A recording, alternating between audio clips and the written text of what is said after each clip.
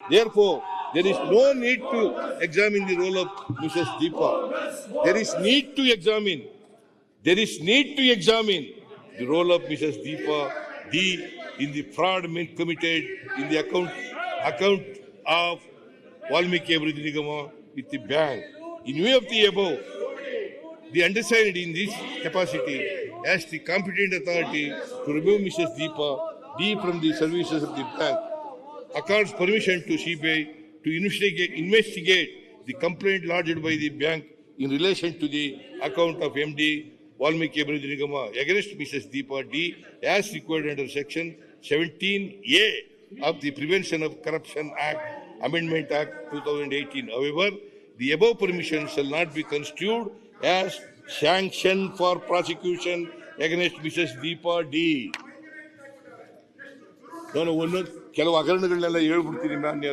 ಮಾಡಿದ್ದಾರೆ ಇವರು ಮಾತಾಡುವಂತ ಅಧಿಕಾರನ ಕಿತ್ಕೊಂಡಿದ್ದಾರೆ ನೋಡಿ. ನಮ್ಮ ಮೈಕ್ಗಳನ್ನ ಆಫ್ ಮಾಡಿದ್ದಾರೆ. ನಾಚಿಕೆ ಆಗಲ್ವಾ? ಈ ತರ ಸದನ ನಡೆಸ್ರು ಅಂದ್ರೆ ಹೇಳ್ತೀನಿ ಅಂತಲೇ ಇವೆಲ್ಲ ಈ ನಾಟಕ ಆಡ್ತಾರೆ. ಇವೆಲ್ಲ ಹೇಳ್ಬಿಡ್ತೀನಿ ಅಂತ ಈ ನಾಟಕ ಆಡ್ತಾರೆ. ನಮ್ಮ ಮೈಕೆ ನೋಡಿ, ಮೈಕೆ APMC ನಲ್ಲಿ ನಡೆದಿರ್ತಕ್ಕಂಥ ಹಗರಣ, ಮೈಕೆ ಕಿತ್ತಾಕ್ಬಿಟ್ಟು ಹಗರಣ ನಡೆದಂತ ಅವಧಿ ಈ ತರ 20-20 ಯಾರಿದ್ರು? ಈ ತರ ಯಾವ ಸ್ಪೀಕರ್ ಮಾಡಿಲ್ಲ.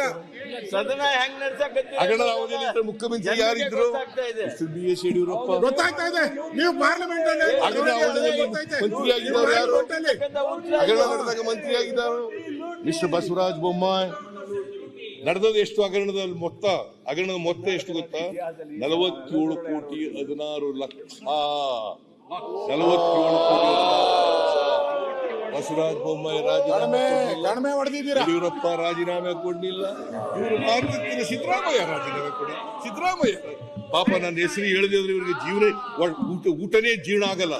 ನನ್ನ ಹೆಸರು ಹೇಳಿ ಪಾಪ ನನ್ನ ಹೆಸರು ಹೇಳಿ ಪಠಣೆ ಮಾಡಿ ದಿನಾ ಪಠಣೆ ಮಾಡಿ ಸಿದ್ದರಾಮಯ್ಯ ನಿಮ್ಗೆ ಬೋಕ್ಸರಾರು ಸಿಗುತ್ತೆ.